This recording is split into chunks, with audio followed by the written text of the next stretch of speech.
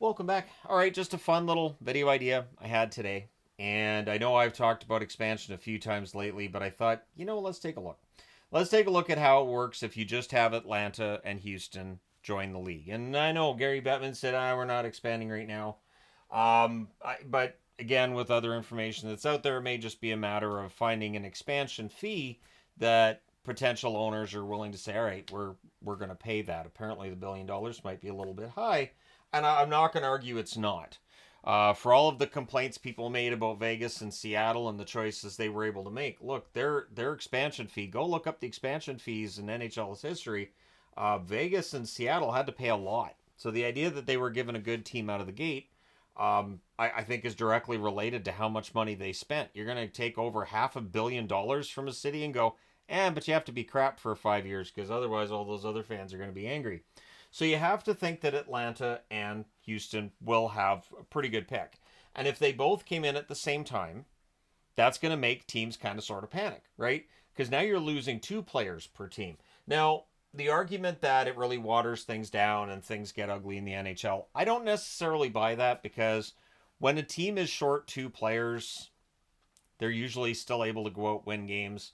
I think that the talent difference between the NHL and the AHL is nowhere near what it was, say, back in the 80s, where we had 21 teams. And if you went back to the 80s and said to somebody, we're going to have 32 teams in the NHL in the mid 2020s, their answer probably would be, that hockey has to be awful. How in the world do you have enough players for that? And the reality is, it is hard to argue that the hockey's awful. And people in the comments are always telling me how hockey players in the 80s are nothing compared to today's hockey players. So if you think that's going to continue, the players are going to get better and better and better, conditioning is going to get better and better and better, there really shouldn't be any concern about watering things down so badly that the hockey's terrible out there because players are in better shape. I think players are held to a higher standard now too. There were players back in the 80s that they were absolutely awful defensively. We knew they were awful and they still played over 1,000 games.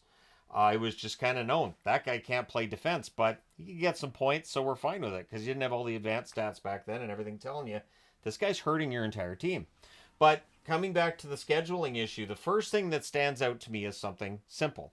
So with 36 teams, if we eventually get to 36 teams, and if you keep the divisional setup, you're gonna have to play against your own team. That's 8 different teams, say 4 times.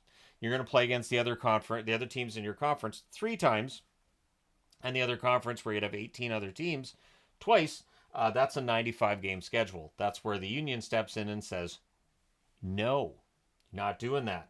Now, you could make it so you're playing against your own division, say 4 times. So that'd be 32 games. And then you have to cobble together 50 games between playing against your own conference and playing against the other conference. And what makes it tricky is, since NHL owners want to see every single team come into their building every season, that means that 34 games are spoken for in a 34 team league. 36 games are spoken for in a 36 team league because, again, it's half the league times 2. So there you go. It does get very difficult unless you get rid of divisions. Getting rid of divisions, it honestly fixes it. And I did this math right before getting this video started. If you do not have divisions, you're playing against other teams in your conference 3 times. 3 times 16 is 48. You're playing against the 17 teams in the other conference twice, 2 times each. That's 34. 48 plus 34, you got your 82. The one thing with this, and the one reason, the only thing that I look at and I say, man, I don't know if I like that, is losing rivalries. When you have teams playing against each other, say 5 times in a season, those rivalries can get pretty ugly. 6 times in a season, yep, they can get really ugly.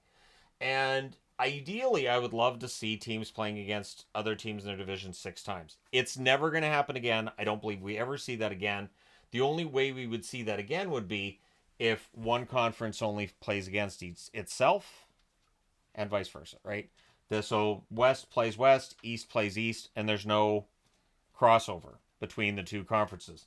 Maybe you could schedule it so you have a handful of games in between conferences, but not the 34 we'd have now. So from a scheduling perspective, 34 teams works out actually really nicely and evenly. You have 3 games against every team in your own conference and 2 games against every team in the other conference. And the one thing this does that people would be happy about, and maybe it would offset the people that are upset with the idea of expanding, is you'd have 1 versus 8, 2 versus 7, 3 versus 6, that whole setup for your playoffs, because you have to. You won't have divisions. So it's going to have to be 1 versus 8, 2 versus 7. Now, the one thing that's out there, and I think it does happen, if we go to 36 games, I don't see how we won't see an expansion of the playoffs. Play-ins are going to have to be a thing at that stage. This is something, too, Bettman's been very vocal against. Even when other NHLs or any other GMs and owners are saying, hey, we should do some sort of expansion of the playoffs, he's come out and said no. He has no appetite for that, but if we go to 36 teams, it could happen, because otherwise you're telling more than half the owners in the NHL they're going to miss the playoffs, which I'm fine with. I am, again, I've mentioned this recently too, I'm old enough to remember when baseball had 4 teams that made the playoffs. It was exciting. It was fun, but it did mean that there were a lot of teams that by the halfway mark of the season, it was obvious, well, they're not making the playoffs. And so I think it would hurt attendance. I think it would hurt ticket prices. So it will be interesting to see how the NHL navigates this. It will be interesting to see, do you get rid of divisions or do you get rid of interconference play? Because it has to be one or the other in my eyes.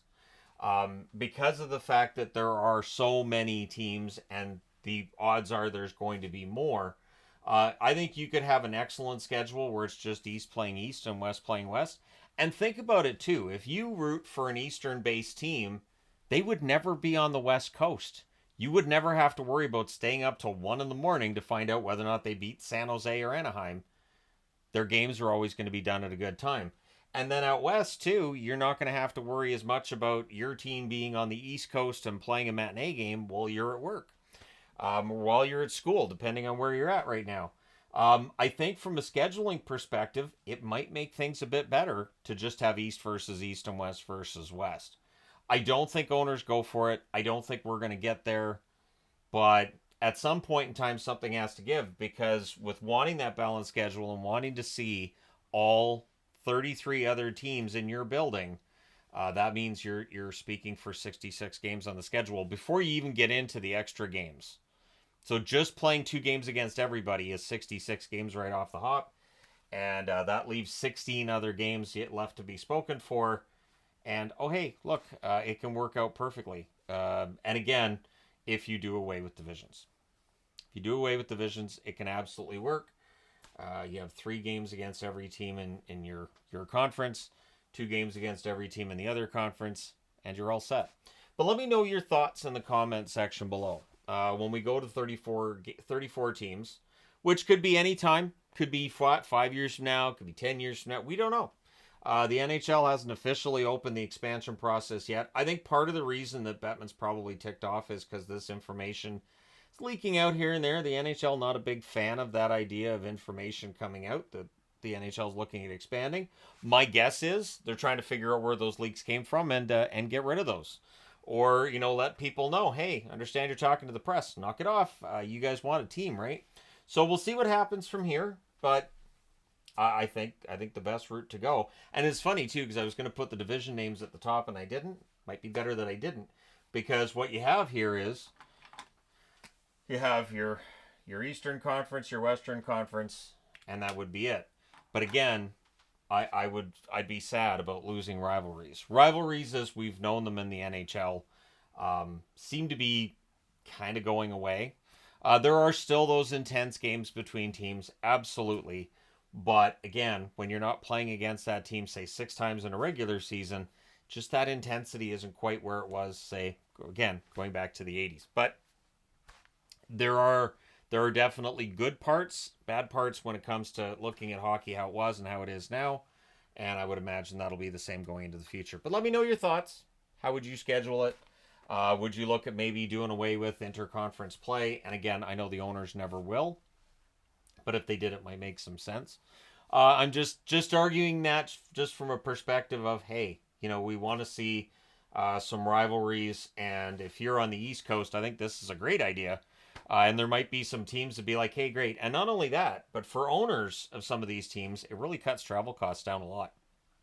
So we'll see what the NHL does. At some point in time, something has to give when you're looking at that many teams on the board. But let me know your thoughts. Hit like and subscribe if you haven't done so already. And again, not like some super serious video. Just talking to my subscribers and to others as well who aren't subscribed yet. If you're not subscribed, that's okay. Go ahead and hit like and subscribe though. And thank you guys so much for all your support as always.